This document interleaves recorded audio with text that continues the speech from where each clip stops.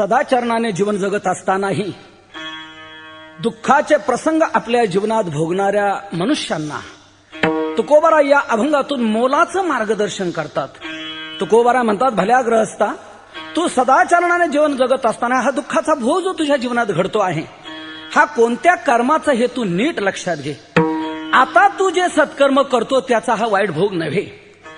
सदाचरणात असूनही दुःखाचा भोग जो जीवनात घडतोय हा तू पूर्वी करून ठेवलेल्या कर्माचा, की ज्याला संचित असं म्हणतात, त्याचा हा भोग प्राप्त होतो आहे. संचिताशिवाय तो भोग घडतच नाही. भोग तो न घडे संचिता वाचुनी. तर कर्माचे 3 प्रकार आहेत. एक क्रियमान, दुसरं संचित आणि तिसरं प्रारब्ध. तर या कर्माचा मी विचार आपल्याला सांगतो. क्रियमान कर्म कशाला म्हणतात? चालू करतो ते. वर्तमानकालीन क्रिया तुम्ही आता ऐकत आहात, मी आता बोलतो आहे. हे पखवाज वाजवतायत, हे म्हणतायत, हे गातायत, हे टाळ वाजवतायत. तर या प्रकारे आता वर्तमानकालीन जे आपल्या क्रिया चालू आहेत याला म्हणायचं क्रियमान कर्म.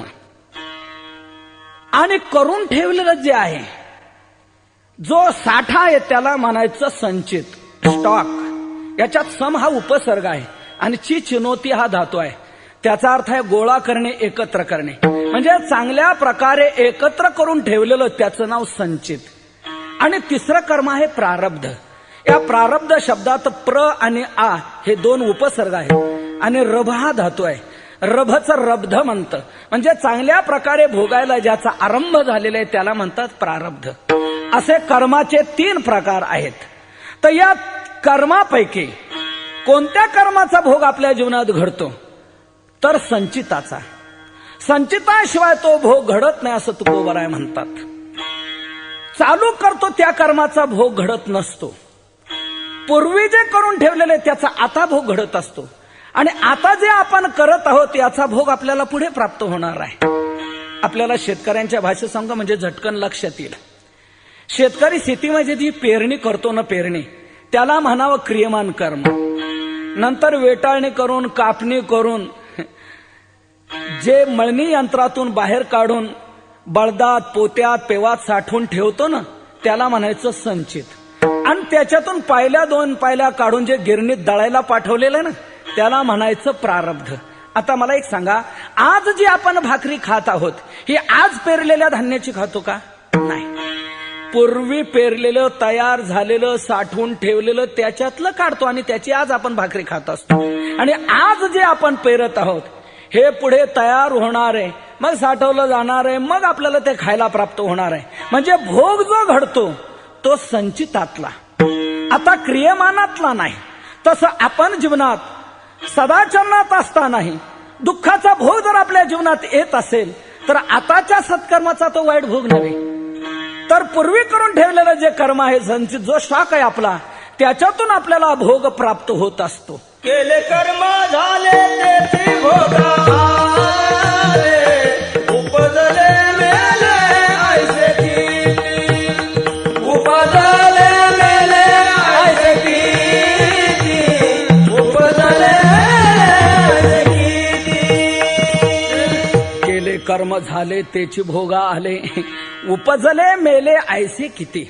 नाथ महाराज सांगतात, आपण कर्म जे केलं ते संचितात जमा झालं आणि मग तेच पुन्हा भोग द्यायला आलं. म्हणजे आपल्या जीवनात जो भोग घडतो हा पूर्वी करून ठेवलेल्या कर्माचा, संचिताचा, नक्की त्याचा होत त्याचाच. संचिताशिवाय तो भोग घडत नाही अशी निषेधमुखाची भाषा तुकोबाराय इथे वापरतायत. भोग तो न घडे संचिता वाचुनी. तो भोग संचिता वाचुनी न घडे. तो भोग संचिताशिवाय प्राप्त होत नाही. वक्ता जे काही विधान करत असतो त्या विधानाच्या 2 पद्धती असतात. एक विधिमुखाचं विधान आणि दुसरं निषेधमुखाचं विधान. विधिमुखाच्या विधानापेक्षा निषेधमुखाच्या विधानाला अधिक महत्व आहे. का? विधिमुखाच्या विधानातून पर्याय अलग अलग येऊ शकतात, परंतु निषेधमुखाच्या विधानामध्ये मात्र पर्याय सगळे वजा होऊन त्याच एकाची निश्चितता होत असते. उदाहरणाने सांगायचं झालं तर एक जण दुसऱ्याला म्हणतो, का हो माझं अमुक काम आहे, काय करावं? तो म्हणतो गणपतरावकडे जा, ते काम करतील. अहो त्यांचा ना आपला परिचय नाही. परिचय नाही, मग माधवरावकडे जा, ते काम करतील. काय सांगितलं तुम्ही? अहो माधवरावचा आमचा 36चा आकडा. मग म्हणे बळवंतरावकडे जा, ते काम करतील. म्हणजे विधिमुखाच्या विधानात तो नाही तर दुसरा, दुसरा नाही तर तिसरा असा पर्याय येऊ शकतो. परंतु निषेधमुखाच्या विधानामध्ये सर्व पर्याय मात्र वजा होत असतात. का माझा अमुक काम आहे, काय करावं? तुम्ही गोडसेवांकडे जा, ते तुमचं काम करतील. अहो त्यांचा नामचा परिचय नाही, परिचय असो अगर नसो, गोडसेवा म्हणजे फार चांगली माणसं आहे, फार गोड स्वभावाचा आहे. ते काही हा विचार करणार नाही कोण आला आणि कोण आहे. तर या दृष्टीने आपण त्यांच्याकडेच गेलं पाहिजे. का परिचय नाही, परिचय असो अगर नसो, त्यांच्याशिवाय हे काम होणार नाही. त्यांच्याशिवाय होणार नाही असं ज्या वेळेला सांगितलं जातं, याचा अर्थ काय स्पष्ट होतो की अन्य कोणाकडे जाण्यात उपयोग होणार नाही. अन्य सगळे वजा आणि काम करणारे एकमेव गोडसेवा निश्चित झाले. म्हणजे हे ज्याप्रमाणे निषेधमुखाच्या विधानातून स्पष्ट होतं, अन्य पर्याय सगळे वजा आणि त्याच एकाची निश्चितता, तसं तुकोबरा इथे म्हणतात संचिताशिवाय तो भोग घडत नाही. हे निषेधमुखाचं विधान असं अतिशय महत्वाचं आहे. विधिमुखाचं विधान तुकोबऱ्यांचं आहे नाही असं नाही. भोगणे ते फळ संचिताचे, भोगणे ते फळ संचिताचे, भोगणे ते फळ संचिताचे.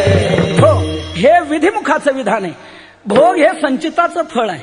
परंतु आजच्या अभंगातून मात्र निषेधमुखाचं विधान आहे की संचिताशिवाय भोग घडत नाही. याचा अर्थ असा की भोगाला दुसरं कोणीही कारण नाही, भोगाला एकमेव कारण आपलं संचित आहे.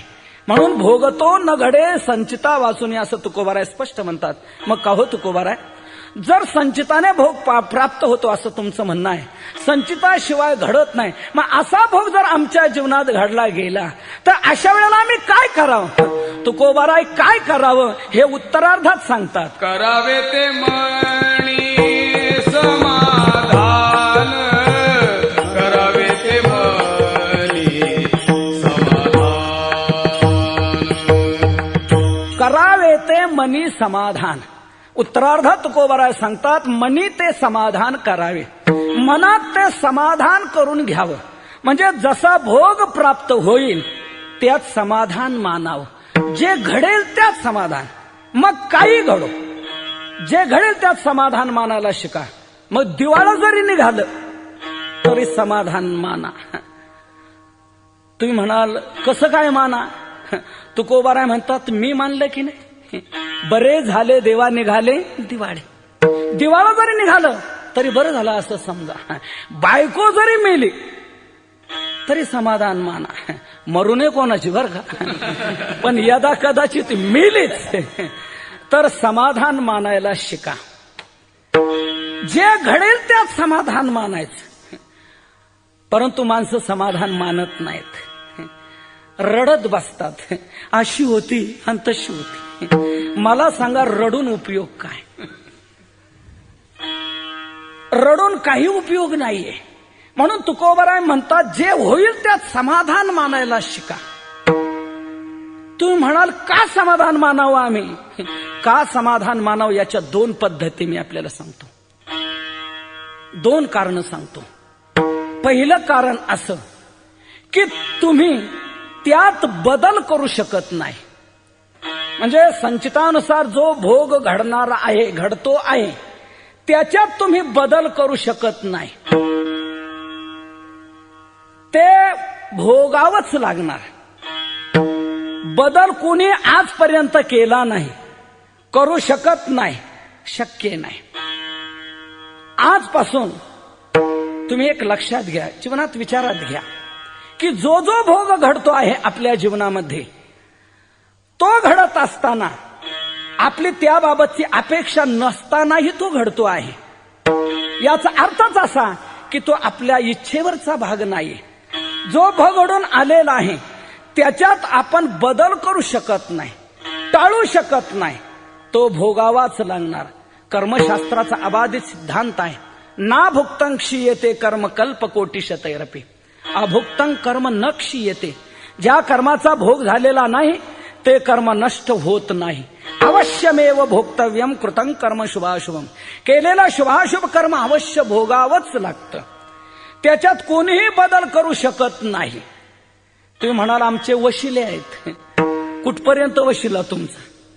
अहो मुख्यमंत्र्यापर्यंत आमचा परिचय आहे, अहो पंतप्रधानापर्यंत असू द्या, तेही तुमच्यात बदल करू शकत नाही. तुमचा भोग चुकू शकत नाही. अहो त्यांना जर चुकवता आला असता तर त्यांचाच का ते चुकू शकले नसते. पंतप्रधान स्वतःचा भोग चुकू शकला नाही, त्यांचा भोग त्यांना भोगावाच लागला. आपल्या देशात घडलेल्या मागे दोन्ही दुर्दैवी घटना. आपल्या देशाचे पंतप्रधान पहिले इंदिराजी आणि दुसरे राजीव गांधी, या दोघांच्याही जीवनात जो भोग घडला, सांगा त्यांची ती अपेक्षा होती का? परंतु भोग मात्र त्यांच्या जीवनात घडला. इंदिराबाईला मारलं कोणी मारलं? त्यांचे अंगरक्षक म्हणून जे होते तेच, त्यांनीच मारलं. म्हणजे इच्छा नसतानाही भोग जीवनात घडला. म्हणजे त्यांचा भोग ते टाळू शकले नाही तर आपला काय टाळू शकणार? राजीव गांधी, त्यांना कोणी मारलं? अहो हार घालायला आलेले, हार घालायला आलेला आपल्याला काय मारण्याकरता आलेले असं आपण समजू का? परंतु त्यांच्याकडूनच राजीव गांधीची हत्या घडली की नाही. म्हणून तेव्हापासून अलीकडे काय काय कीर्तनकार देखील हार घालून घ्यायला घाबरतात. काय होईल की काय कोणास ठाऊक. तसं घाबरायचं काही कारण नाही, आपलं रक्षण करणारा देव आहे, काही घाबरायचं कारण नाही.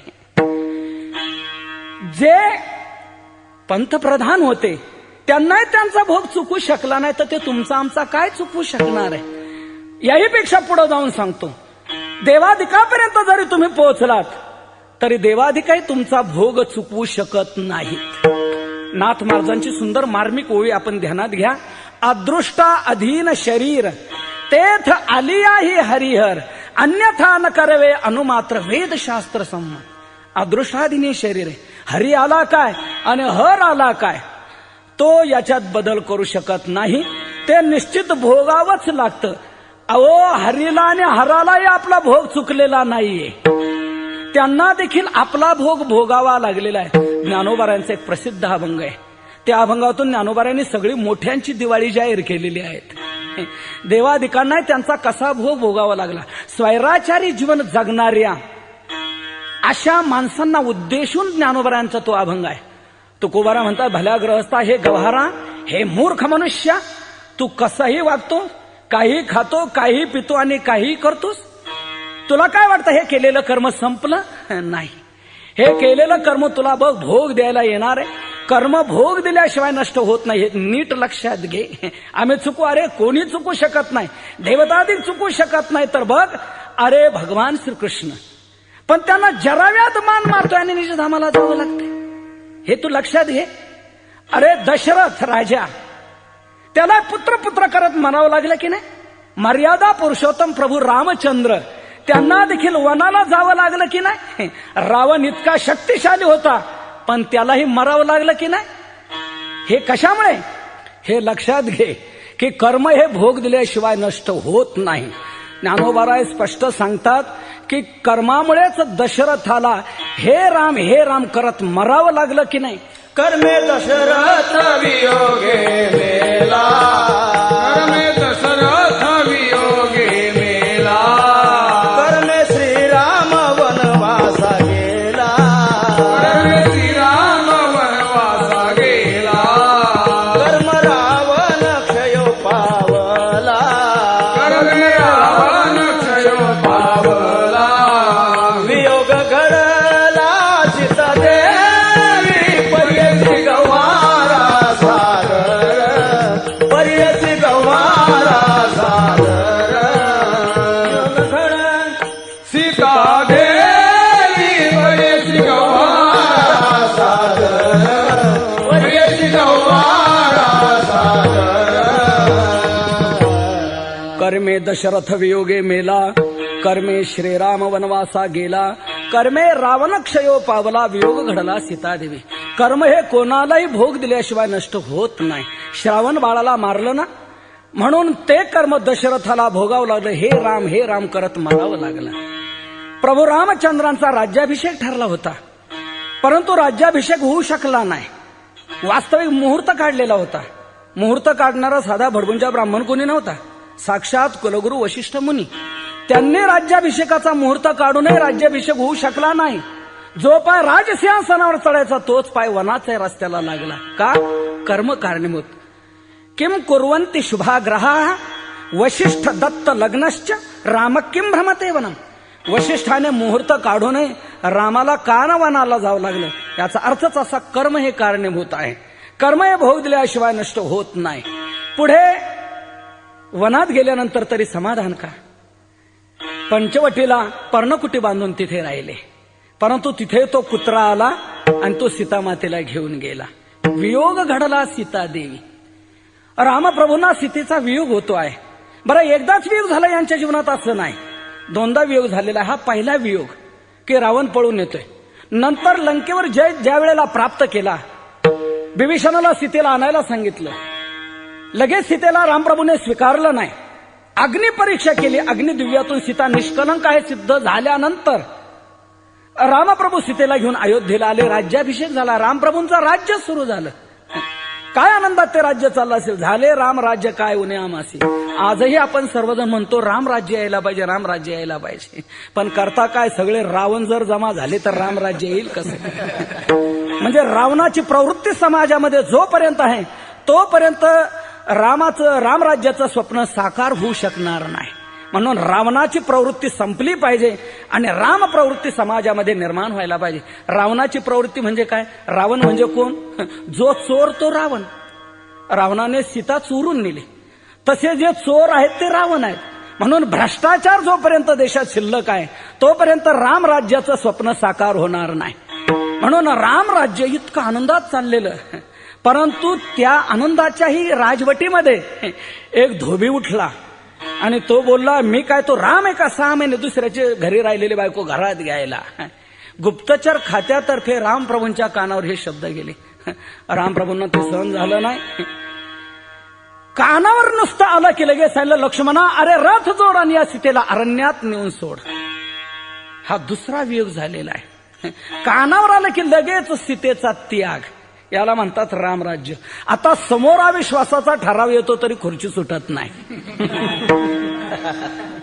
तिथे कानावर आलं तर लगेच सीतेचा त्याग केला. हा दुसऱ्यांदा वियोग झाला. वियोग घडला सीतादेवी. यात रामाचं कोणतं कर्म आणि सीतेचं कोणतं कर्म, दोघांचंही कर्म कारणीभूत आहे बरं का.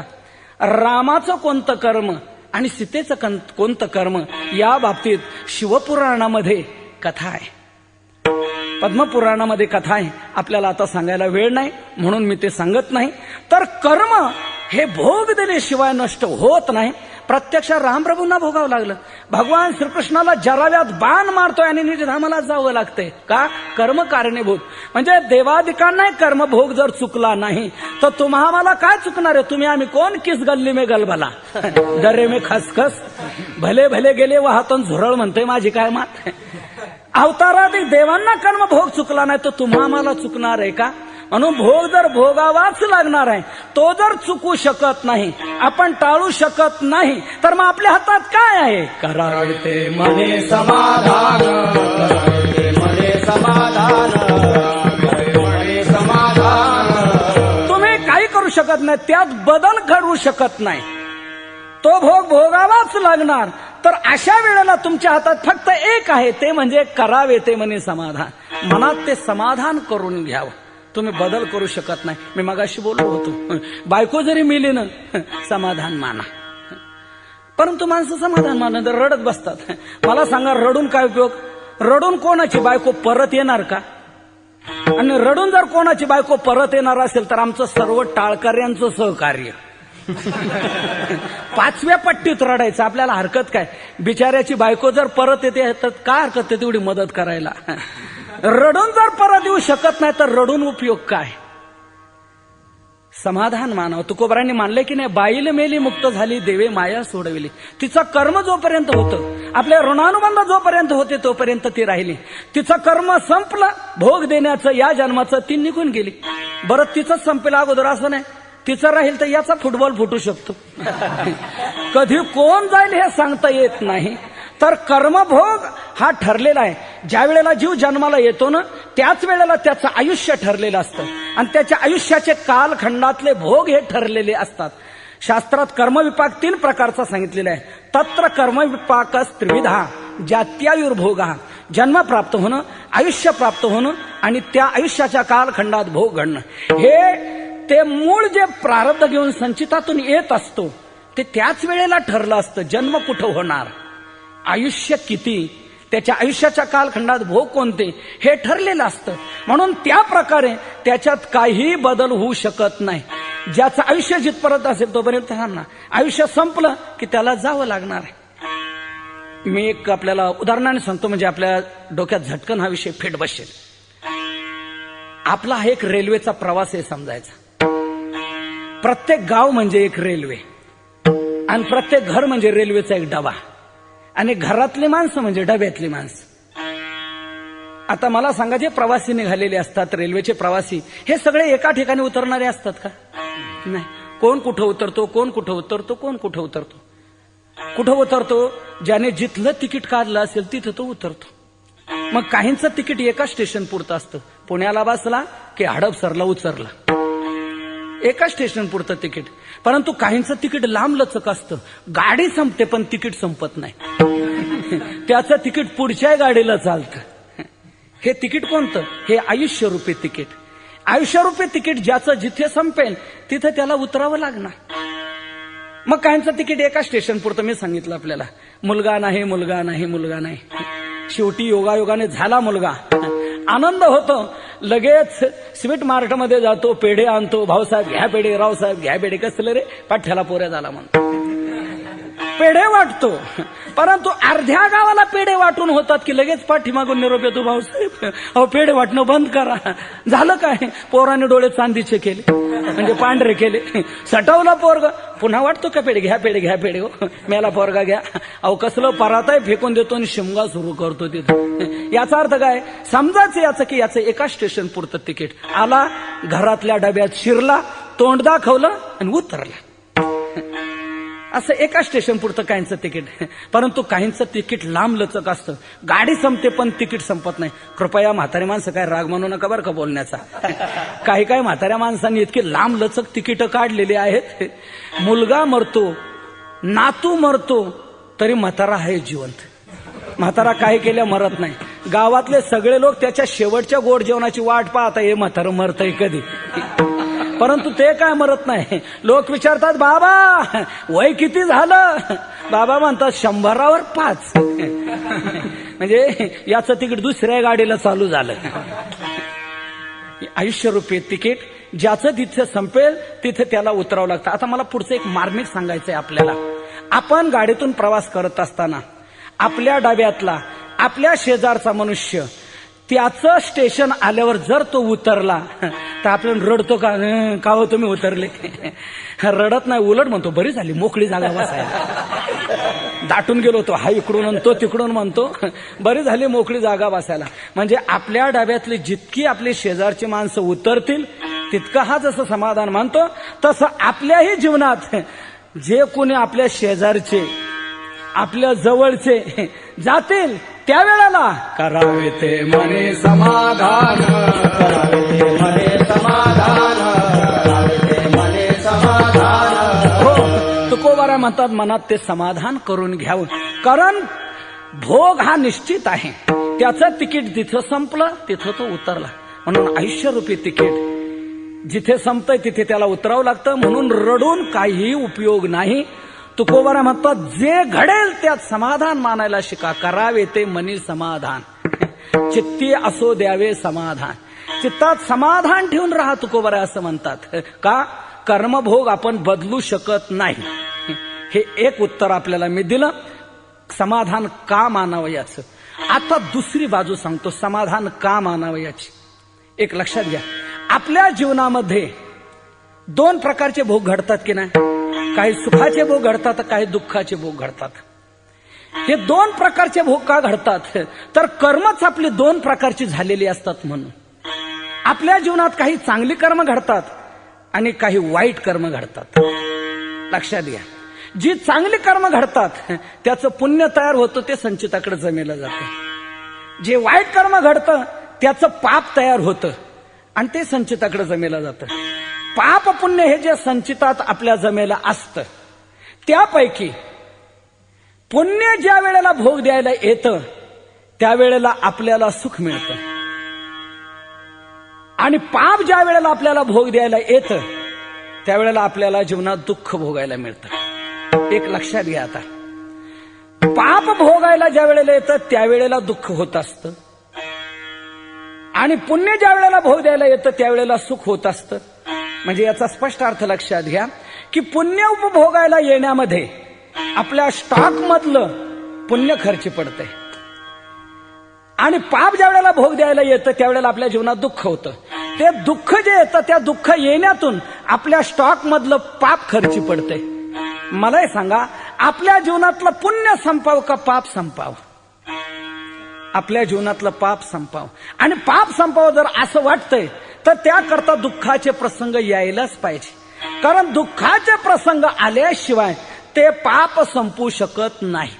मी मगाशी सांगितलं की कर्म हे भोग दिल्याशिवाय नष्ट होत नसतं, अवश्य भोगावंच लागतं. मग ते पाप जर भोगावं लागणारच आहे त्याशिवाय नष्ट होणार नाही, तर ते नष्ट त्याच वेळेला होत असतं की दुःख येईल त्यावेळेला.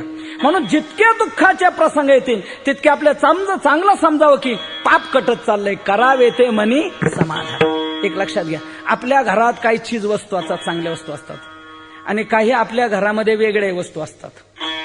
टीव्ही आहे, फर्निचर आहे, व्हीसीआर आहे, व्हिडिओ आहे, आधी करून वेगवेगळ्या चीज वस्तू असतात. ह्या ज्या वेळेला चीज वस्तू आपल्या घरात असतात त्याच वेळेला दुसऱ्या काय वस्तू असतात आपल्या घरामध्ये. काय काय असतं? ढेकणं, उंदीर, घुसा, पिसा, वा, ह्याही आपल्या घरामध्ये असतात. मला एक सांगा, आपल्या घरातला जर टीव्ही गेला तर आपल्याला काय वाटतं? दुःख वाटतं. आणि आपल्या घरातला जर ढेकून निघून गेला, उंदीर निघून गेले तर काय वाटतं? आणि असं का व्हावं? टीव्ही जसा आपल्या घरातला तशी ढेकणे आपल्याच घरातली ना. टीव्ही ही जशी आपली मालमत्ता आहे तशी ढेकणं ही आपली संपत्ती आहे, ही आपली मालमत्ता आहे. टीव्ही गेल्यानंतर जसं दुःख होतं तसं ढेकणं गेल्यानंतरही दुःख व्हायला पाहिजे. का रे बाबांनो, का तुम्ही चालला? तुम्हाला काही कमी पडलं का? भरपूर आहे ना. जर काही कमी पडलं असेल तर तुम्ही ठीक आहे हे सोडून जा, नाही दुःख नाही होत. तिथे उलट म्हणतो जायलाच पाहिजे, मारण्याचे प्रयत्न करत असतो. म्हणजे ढेकून जाण्यात समाधान आहे, उंदीर घरातून जाण्यात समाधान आहे. तसं आपल्या जीवनात पाप हे उपद्रवक आहे. म्हणून जीवनातला उपद्रव हे पाप जायलाच पाहिजे. जशी घरातले ढेकणं जावे वाटतात का, ते उपद्रवक आहेत. ते आपल्याला झोप येऊ देत नाही, आपल्याला विश्रांती होऊ देत नाही. म्हणून उपद्रवक असणारी ढेकणं जशी जायलाच पाहिजे त्यात समाधान, तसं आपल्या जीवनामध्ये पाप हे उपद्रवक आहे. म्हणून पाप जायलाच पाहिजे यात आपल्याला समाधान मानलं पाहिजे. आणि पाप ते त्याच वेळेला जाईल की ज्यावेळेला दुःखाचे प्रसंग आपल्या जीवनात येतील तेव्हा. दुःख आल्याशिवाय ते पाप संपू शकत नाही. म्हणून जितके दुःखाचे प्रसंग आपल्या जीवनात येतील तितके चांगले समजावेत की आपलं पाप कटत चाललंय. करावे ते मने समाधान, करावे ते मने समाधान, करावे ते मने समाधान. भोगतो न घडे संचिता वाचू, भोगतो न घडे संचिता वाचू, भोगतो न घडे संचिता वाचून, भोगतो न घडे संचिता वाचू. करावे ते मने समाधान, करावे ते मने समाधान, करावे ते मने समाधान. म्हणून तुकोबाराय म्हणतात करावे ते मनी समाधान. त्या दृष्टीने हे जे दुःख आपल्या जीवनात येते हे आपल्या पापाचं फळ आहे. सुख आपल्या जीवनात जे भोगायला येते हे आपल्या पुण्याचं फळ आहे.